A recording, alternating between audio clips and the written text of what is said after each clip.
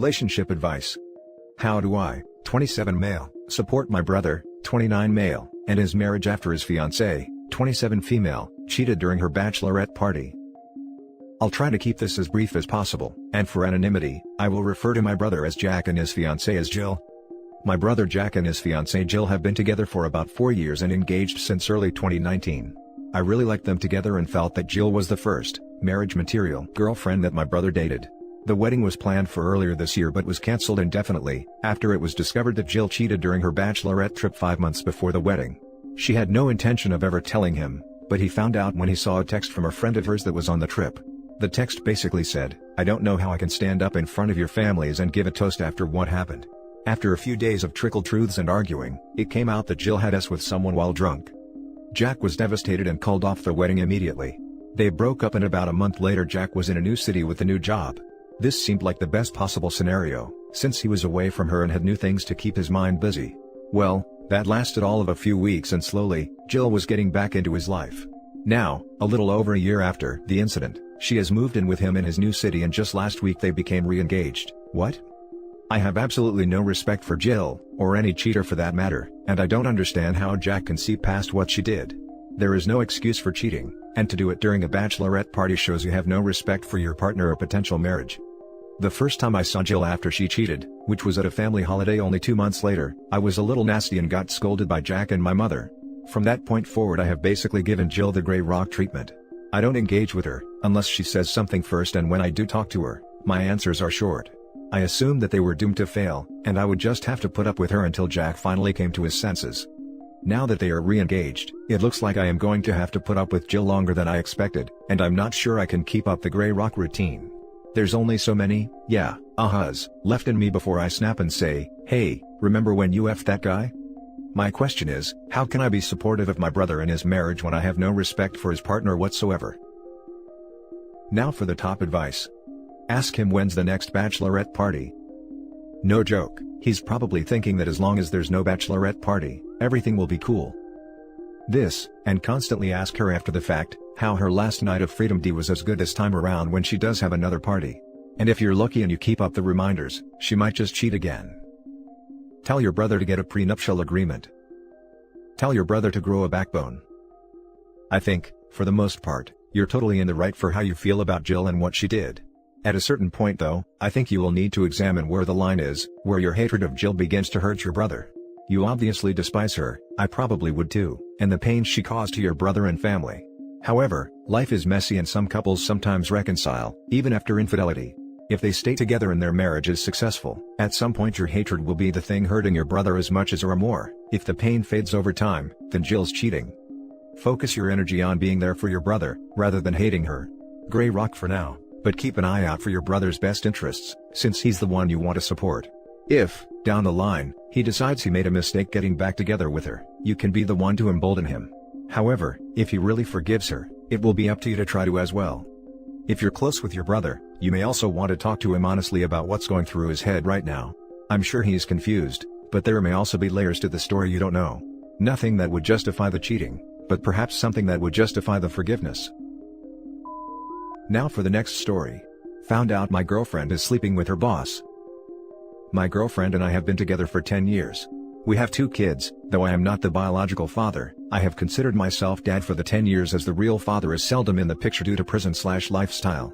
We have had multiple issues over the years, including 2 weeks ago, when I suggested that maybe we should call it quits, to which she stated no desire to give up on a 10-year relationship. She said that she did not want to leave and wanted to continue. So, 2 nights ago, I found out she is sleeping with her boss.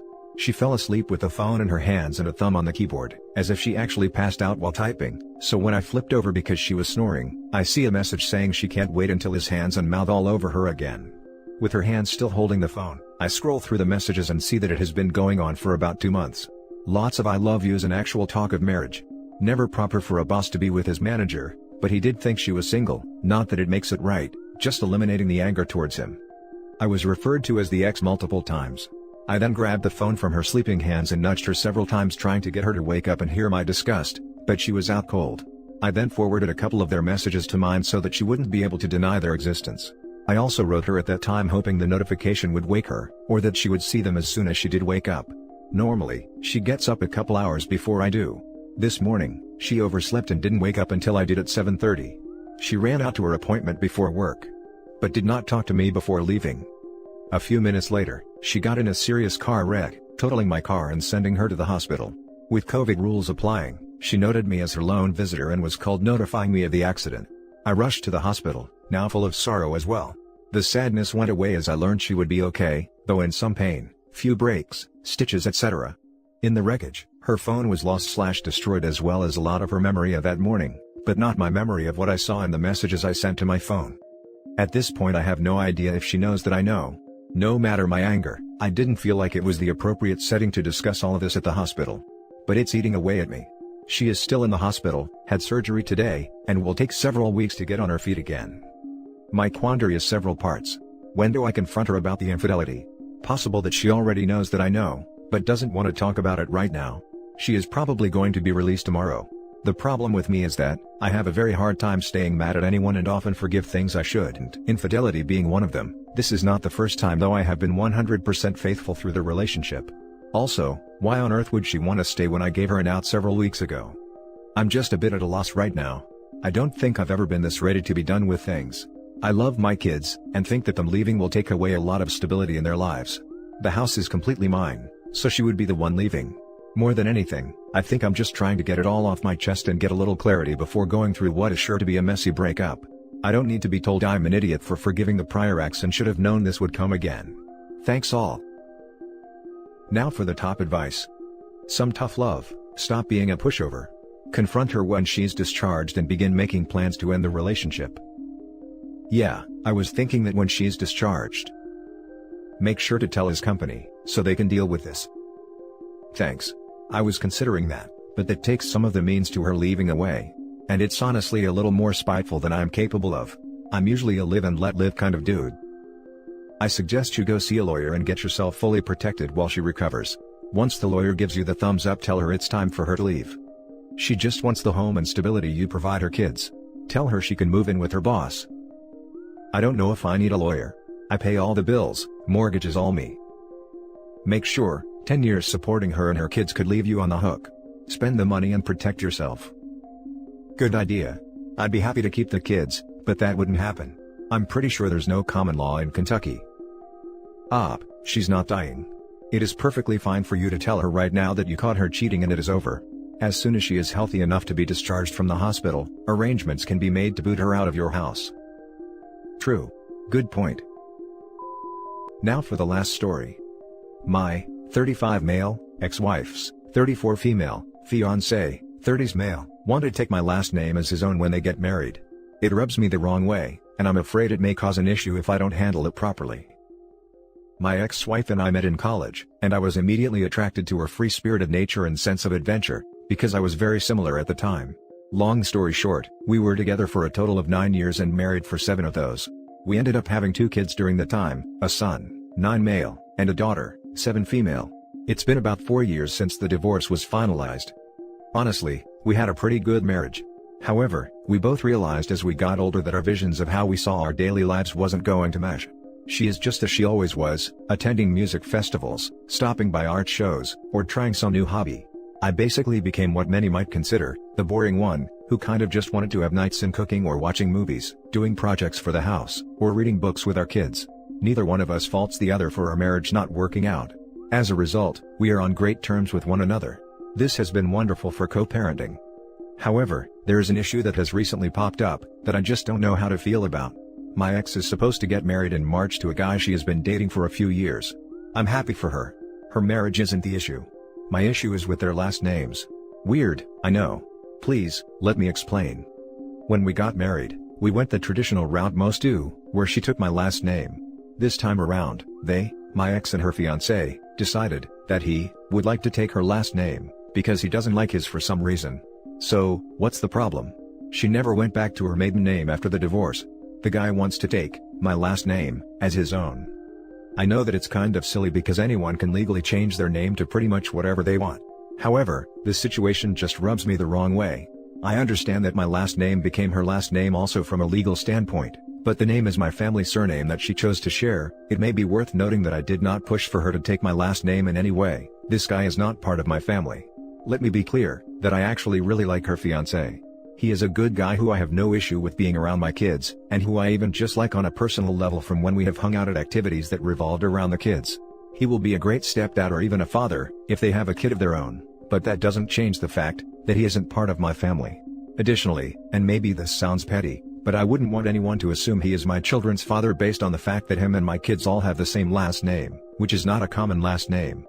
I have talked twice with my ex about this, and each time she has dismissed my feelings regarding it.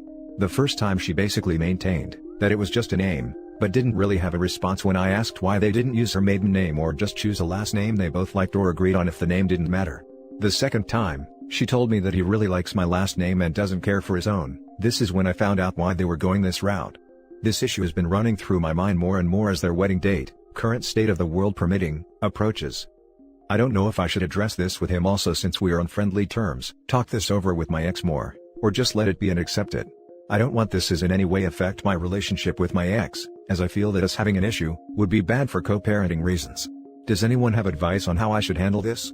Is it even reasonable, even if it isn't entirely logical, for someone in my position to feel the way I do? I'm kind of at a loss as to what to do at the moment. Any input would be appreciated. Edit: it has come up a lot that my ex wants to keep the same last name as the kids.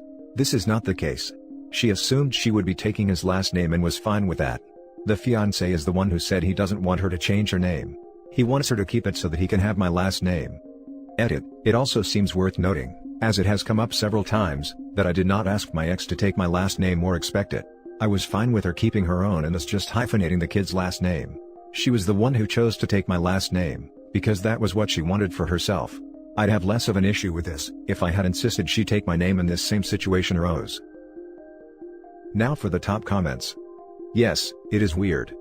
Also, it's going to make it look like your children are his children. They look like a family unit and you are an uncle. Besides getting manipulative, there's basically not much you can do. I also thought that, but I wasn't sure how much of how I was looking at the situation was affected by the fact that I'm actually a party to it. I'm glad to hear others might view it that way. That's why I think your only recourse is to point out this guy is trying to become you, that he's obsessed with you, that's he's trying to look like dad and not stepdad, in a manipulative attempt to weird out ex and get her to agree it's weird. But that's manipulative and Machiavellian, so you shouldn't actually do that. Do you think it's worth bringing up to the fiancé, so I can hear from him directly about it? He and I have always been friendly to one another. It's a little odd and I understand why you find it off, but please consider this gender flip scenario. You're female and took your husband's last name. He remarries, and now there's a different Mrs. last name. Sometimes parenting your children. Just the way the cookie crumbles, right? I think a bit this is a gender/cultural issue, and that is why it strikes you as odd. It's not meant to be personal, it probably has nothing to do with you at all. She may have kept it so she shared the last name of your kids. Sentiment, practicality, maybe to avoid social awkwardness or adhere to social mores. Maybe her marriage with you was defining, a part of her identity, the name she chose rather than the one she was born with. Who knows? I also doubt he's trying to usurp you. He wants to maybe leave a bad family name and attach trauma behind, is non-traditional, understands her desire to keep her last name and doesn't mind losing his own. Again, who knows? If she doesn't care about the last name, they could even create a new one. That's a trend with some folks, and you could bring that up in a friendly way, see what they say. But ultimately, you can't and you shouldn't attempt to control them. You do not have sole ownership of your last name anymore, you gave it to her freely in marriage, you can't take it back because it dissolved, nor should you. I'm sorry man. Your feelings are valid, but there are no sensible actions to take here, no control you're entitled to. I mean the following very delicately, and only because it doesn't sound like you have a sounding board. You might talk to a counselor, just in case this is really a manifestation of something else, maybe subconsciously? It can't hurt. Good luck OP. And that's it for this video guys. If you have thoughts to share, leave a comment below. Don't forget to hit like and subscribe if you like this content. Turn the notification on to get updated on my latest posts. I'll catch you in the next one. Good day everyone.